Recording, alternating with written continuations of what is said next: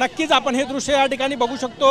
जयंत पाटील समर्थक या ठिकाणी आक्रमक झालेले आहेत आणि आंदोलन करतायत। जोडे मारो आंदोलन या ठिकाणी केलं जात आहे। गोपीचंद पडळकर यांनी जे वक्तव्य केलं त्या विरोधात एकूणच राष्ट्रवादी शरद पवार गटाचे कार्यकर्ते आक्रमक आहे। दादा, कशासाठी आंदोलन? ज्या पद्धतीनं महाराष्ट्राची सुसंस्कृतपणा खराब करण्याचं जे काम गोपीचंद पडळकरांनी परवा केलं, जे अतिशय खालच्या दर्जाची वैयक्तिकरित्या टीका जे केली, त्याच्या विरोधात हे आंदोलन करत आहे। मला असं वाटते की भाजपची त्याला विधान परिषद देऊन किंवा दुसऱ्यांदा त्याला विधानसभेची तिकीट देऊन ही चूक झालेली आहे। मला असं वाटते की महाराष्ट्राच्या भाजपच्या प्रदेश अध्यक्षांनी मुख्यमंत्र्यांनी त्याच्यावर कारवाई करायला पाहिजे आणि त्याला भाजपवरून बेदखल करायला पाहिजे। हे आजचीच एक गोष्ट नाही आहे। अनेकदा अनेक नेत्यांना खालच्या दर्जाच्या टीका केलेल्या आहेत। तो खालच्या दर्जाचा असल्यामुळे तो सर्वांवर खालच्या दर्जाच्या टीका करतो। नक्कीच हे आंदोलन या ठिकाणी आपण बघू शकतो। पडळकर यांच्या प्रतिमेला या ठिकाणी जोडे मारले जात आहे आणि निषेध केला जात आहे।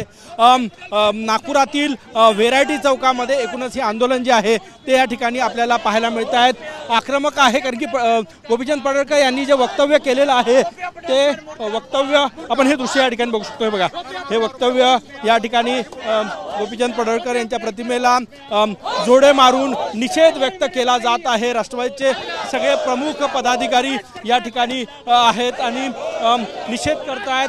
हे दृश्य सगळ्यात महत्त्वाचं म्हणजे नागपुरातील व्हेरायटी चौकात हे आंदोलन होत आहे। विदर्भातल्या वेगवेगळ्या भागामध्ये हे आंदोलन जे आहे ते या ठिकाणी सुरू आहे आणि आक्रमकपणे एकूणच जी भूमिका आहे ती मांडली जात आहे की गोपीचंद पडळकर यांनी जे वक्तव्य केलेलं आहे त्यांच्या विरोधामध्ये हे आंदोलन आहे। सलील देशमुख आपल्या सोबत आहे।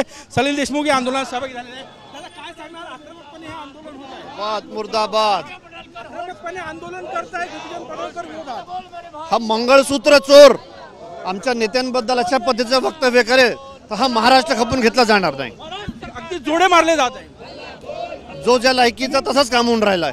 अल्लाह बोल अल्लाह बोल। मुख्यमंत्र्यांनी समजून सांगितलं त्यानंतर हे आंदोलन सुरू आहे।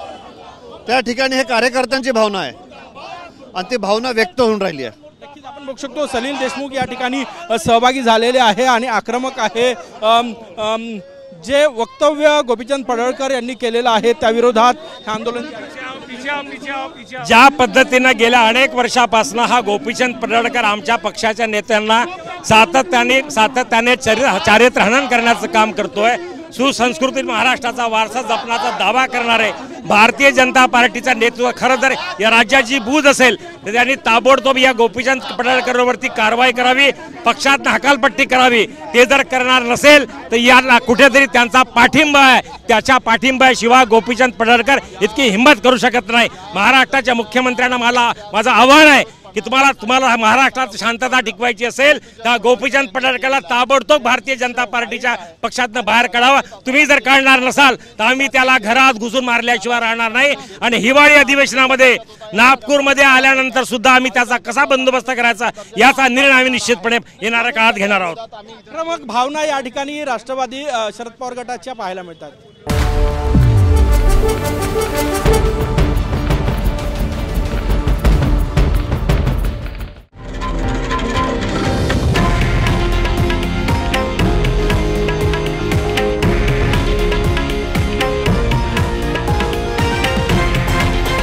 हे आहे देशातील नंबर 1 न्यूज नेटवर्क आणि आपण पाहत आहात TV9 मराठी, एकमेव।